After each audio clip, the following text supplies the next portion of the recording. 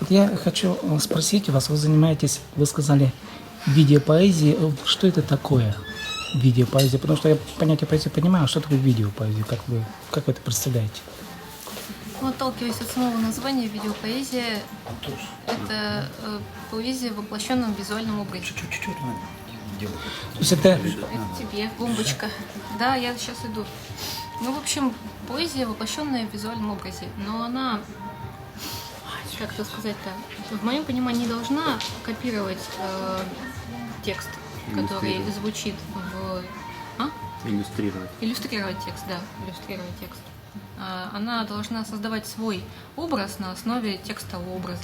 Вот есть поэтический текст, видеопоэзия отталкивается от него, но при создании нужно пользоваться теми законами, которые присущи изображению, законом восприятия человека именно изображения, и создавать какое-то явление, которое можно было бы смотреть самостоятельно даже. Ну, скажите, допустим, да, можно ведь прочитать текст, предположим, да? Ну, я так банально, допустим, я вот Пушкин, я вас любил, любовь еще будет, ну, предположим, да? И вот к нему сделать видеоряд. Вот как можно из этого текста сделать видеопоэзию, как вы говорите? Там это что, мультипликация, это серия фотографий или что? Вот что вы... Как это? И вот это вот каждый человек, который решит это сделать, сам и придумает, как это он сделает. Либо он мультипликацию, либо коллаж, либо просто видео, либо какой-то сюжет придумает, снимет, какую-то историю вообще придумает, которая будет сопровождаться этим текстом Пушкина. А вы конкретно что делаете? Как вы работаете? Я делаю... Да, во-первых, я давно уже с год так ею что-то не занималась, полтора. Вот. Когда занималась, делала нечто вроде мультипликации, основанной на фотографиях. А потом делала просто видеосюжет без какой-либо там дополнительной обработки. Видеосюжет, в котором заключалась какая-то мысль. Вот эта мысль отталкивалась от текста, на который делалась. Вот какие работы есть по видеопоэзии? Ой, много их есть. Вообще, как сказать-то, если брать историю видеопоэзии, то те люди, которые, они говорят, как они говорят,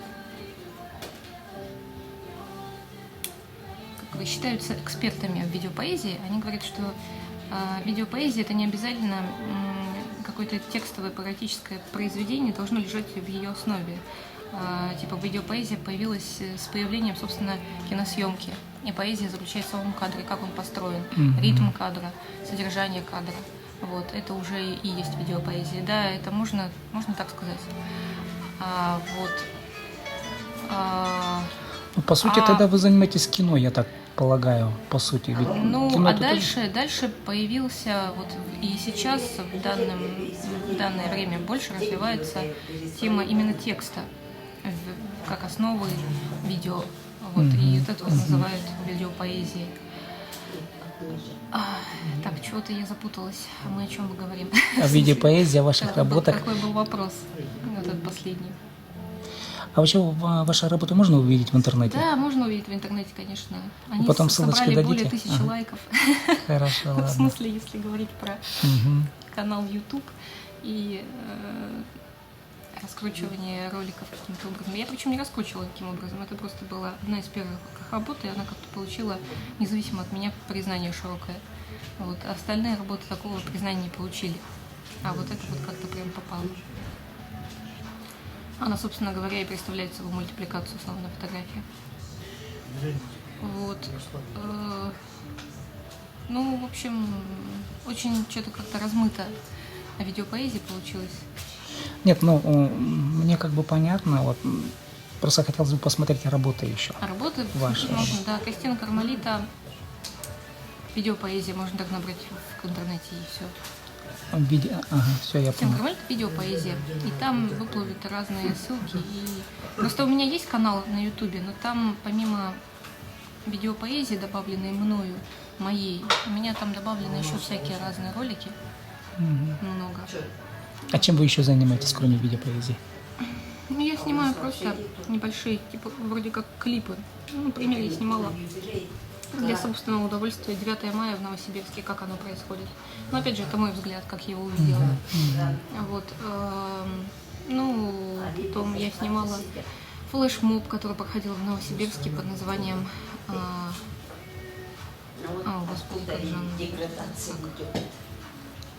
В общем, пасхальный флешмоб, когда люди ездят на машинах и наклеивают себе на машины разные эти символику воскресения Христова, Пасхи, пасхальную символику с флагами, вот, и колонны идут по всему городу, сигналят. У нас в Новосибирске проводится такой флешмоб.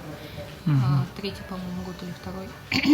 Второй. Я второй год его снимаю. Тоже я делала из этого ролик такой, так, музыкальный.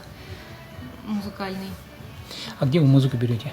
А музыку я просто взяла, та, которая я посчитала подойдет больше. Это не созданная специально для этого ролика музыка.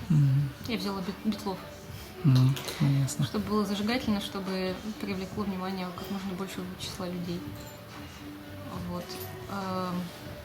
Ну и просто снимаю какие-то кусочки выступлений своих друзей, музыкантов. Вот, собственно, чем занимаюсь. Ну, в плане видео. Ладно, спасибо большое.